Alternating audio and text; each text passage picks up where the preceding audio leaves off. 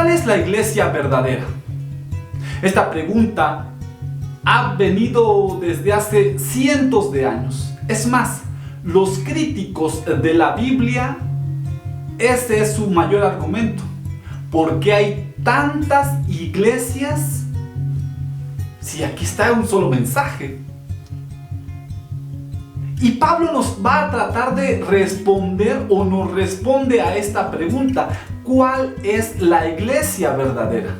Porque todas argumentan, o la gran mayoría argumenta, que esa es la iglesia a la cual deberían de estar. Esta es la iglesia verdadera, esta es la iglesia perfecta, esta es la única que menciona el libro de Apocalipsis, esta es la única que menciona acuerdo a los evangelios, esta es la que viene desde los profetas, esta es la iglesia verdadera.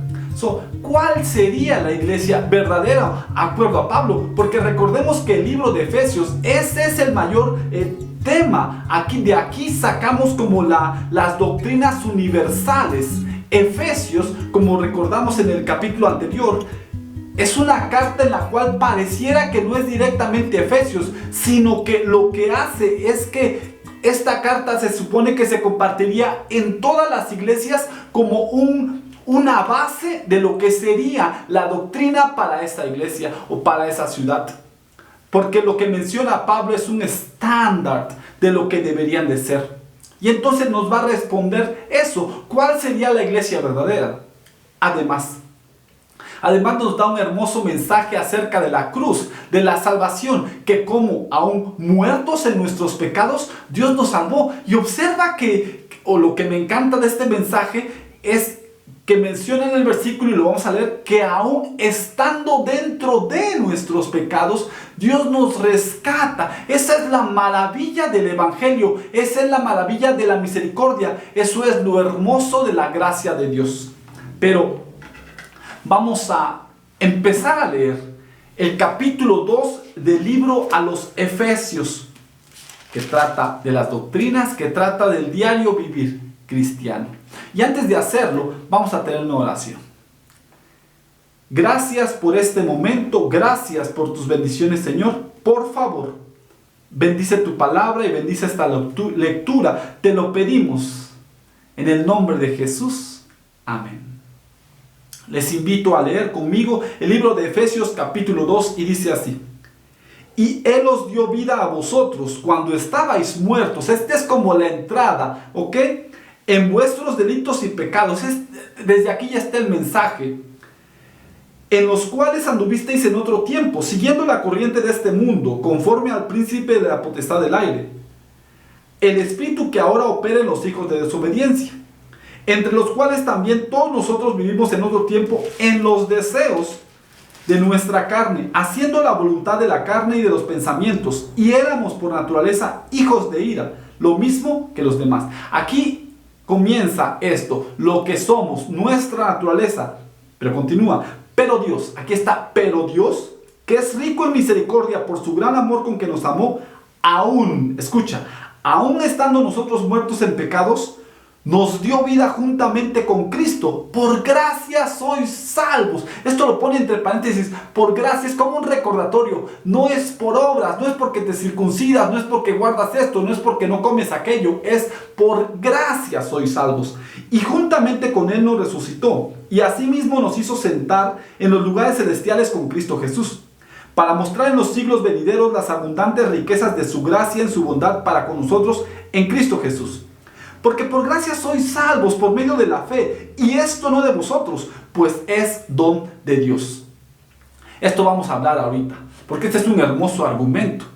Es por medio de la fe que somos salvos, no es por obras. Aquí no menciona nada de obras. No por obras para que nadie se gloríe, porque somos hechura suya, creados en Cristo Jesús para buenas obras, las cuales Dios preparó de antemano para que anduviésemos en ellas. Versículo 11. Por tanto, acordaos de que en otro tiempo vosotros, los gentiles en cuanto a la carne, erais llamados en circuncisión por la llamada circuncisión, hecha con mano de la carne. En aquel tiempo estabais sin Cristo, alejados de la ciudadanía de Israel y ajenos a los pactos de la promesa, sin esperanza y sin Dios en el mundo. Pero ahora en Cristo Jesús, vosotros que en otro tiempo estabais lejos, habéis sido hechos cercanos por la sangre de Jesucristo. Porque Él es nuestra paz, que de ambos pueblos hizo uno, derribando la pared intermedia de separación, aboliendo en su carne las enemistades, la ley de los mandamientos expresados en ordenanzas, para crear en sí mismo de los dos un solo y nuevo hombre, haciendo la paz. Y mediante la cruz reconciliar con Dios a ambos en un solo cuerpo, matando en ella las enemistades. Y vino y anunció las buenas nuevas de paz a vosotros que estabais lejos y a los que estaban cerca. Porque por medio de Él los unos y los otros tenemos entrada por un mismo Espíritu al Padre. Así que ya no sois extranjeros ni advenedizos, sino conciudadanos de los santos y miembros de la familia de Dios. Y aquí comienza el lenguaje de la iglesia, ¿ok? Y miembros de la familia de Dios. Para ser un miembro de algo necesitas ser parte necesitas una membresía. Y miembros de la familia de Dios, no cualquier familia. Edificados sobre el fundamento de los apóstoles y profetas, siendo la principal piedra del ángulo Jesucristo mismo, en quien todo el edificio, bien coordinado, va creciendo para ser un templo santo en el Señor, en quien vosotros también sois juntamente edificados para morada de Dios en el Espíritu. Y aquí entonces Pablo nos dice las bases de la iglesia verdadera. Y quiero que observes los detalles tan hermosos que hay en la iglesia verdadera. Primero que nada, el edificio, la iglesia verdadera, cuando Pablo aquí lo comenta, no está hablando de algo físico, no está hablando de bloques, no está hablando de esos grandes edificios que a veces llegamos a tener. Dice, la iglesia verdadera, el edificio, está cubierto por dos cosas, dos pilares. Una de ellos, los apóstoles, y la otra, los profetas. Esos son los dos pilares de la iglesia. Y los apóstoles y profetas, claro, las enseñanzas, los profetas nos venían a decir de un Mesías, que venía un Mesías.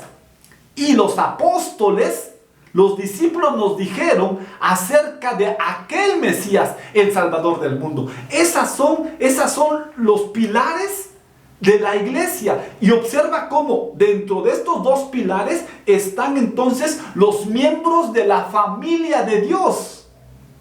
Y ahora, la pregunta normal es, bueno, ¿y estos pilares están puestos sobre qué? Sobre Cristo. Dice Pablo, y estos pilares están puestos sobre Cristo, que es la base. El edificio va creciendo para ser un templo en el Señor. Cuando habla del edificio creciendo, a veces pensamos, tenemos que hacer la iglesia más grande y más grande y más grande. Aquí Pablo no está preocupado. Es más, en aquel momento no estaban construyendo iglesias. En aquel momento lo que hacían las iglesias cristianas eran grupos pequeños dentro de las casas. Esas eran las iglesias. Y había varias iglesias dentro de las ciudades. Pero no como lo que conocemos ahora con edificios y esto, no. Aquí las iglesias a las cuales está mencionando Pablo son iglesias que la base o el fundamento es Cristo Jesús. Y van creciendo, pero van creciendo en el Espíritu Santo. ¿Qué significa crecer en el Espíritu Santo? ¿Lo habíamos mencionado? Crecer en el Espíritu Santo es eso, tener gozo, paz, amor, paciencia, benignidad, templanza. Contra tales cosas no hay ley. En eso está creciendo la iglesia. Y eso nos debe permitir hacer una pausa y decir, ¿cómo está creciendo mi iglesia? No solo en números, muchas veces pensamos pero los números nos engañan, los números no son. Lo que tenemos que observar de nuestra iglesia es, ¿está creciendo en amor? ¿Está creciendo en paz? ¿Está creciendo en benignidad? Porque si no, entonces no está creciendo. Solamente están llegando más personas al edificio. Pero el verdadero edificio y la verdadera iglesia es aquella que está fundada sobre los profetas que mencionan que venía un Mesías, que iba a venir un Salvador, y sobre los apóstoles que anunciaban que había venido ese Salvador y que ahora la salvación era por gracia. Es por fe. El mensaje está precioso. Y quiero mencionar la segunda cosa. Algo que es muy, muy importante en este capítulo. Dice que nos saca de muerte a vida, aún estando en nuestros pecados. Esto es muy importante porque muchas veces decimos, ven, acércate a Jesús, límpiate primero. Y no. aún estando en nuestros pecados, si creemos en Jesús, nos puede sacar de allí. Pero esto es por medio de algo, por medio de la fe. Esto es algo muy importante teológicamente hablando, que vamos a ver en Hebreos, que la fe no pertenece a nosotros. Y es por eso, muchas veces pensamos que es por nuestra fe, es que te faltó fe. Nosotros no tenemos fe. No tenemos fe. Nosotros no somos, nuestra naturaleza no es ir hacia Dios o creer en Dios. Nuestra naturaleza es contra de Dios. La fe la necesitamos. Entonces, para pasar de muerte a vida necesitamos fe. ¿Y cómo recibimos la fe? Lo vimos en Gálatas capítulo 5. Necesitamos pedirla. Con mi cuate, cada que oramos o que platicamos, traemos esta onda de que Dios solamente lo único que nos pide es: invítame, hazme parte de tu negocio, hazme parte de lo que haces, es todo. Hazme parte de esto, hazme partícipe. Entonces esto, en otras palabras más teológicas, sería por fe. Pide fe para que entonces puedas pasar de muerte a vida. Y algo, ¿cómo sé? ¿Cómo sé que he pasado de muerte a vida? ¿Cómo lo sé? Fácil, lo dice aquí Pablo. Por medio de la paz. Si tienes paz en tu vida, si en las situaciones que estás pasando tienes paz, significa que tienes fe, y si tienes fe tienes a Cristo Jesús. No va a depender de las medallitas que hayas obtenido, de las personas que hayas traído a la iglesia, de cuántas veces vayas a la iglesia entre semana. De eso no tiene que ver nada. Lo que tiene que ver es cuánta paz tienes en tu vida. Y conozco personas que podrán guardar el sábado y podrán guardar el domingo y podrán hacer tantas cosas para la iglesia, su vida para la iglesia, pero no tienen paz. No hay paz en ellas. Entonces, no tienen a Cristo. Creen en Cristo y hacen y luchan, pero no están viviendo la gracia de Dios, el verdadero edificio, que es el mensaje de los profetas, que es el mensaje de los apóstoles, de que vino un Salvador por ti y a través de Él puedes disfrutar de paz.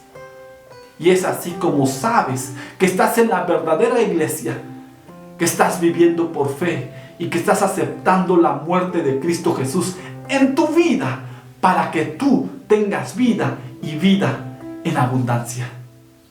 Deseo que eso sea una realidad en tu diario vivir, que tengas paz. Dios te bendiga. Si este video ha sido de bendición para ti y crees que puede ser de bendición para alguien más, te invito a darle un like, un me gusta, a compartirlo con otros y a suscribirte a nuestro canal. Que Dios te bendiga.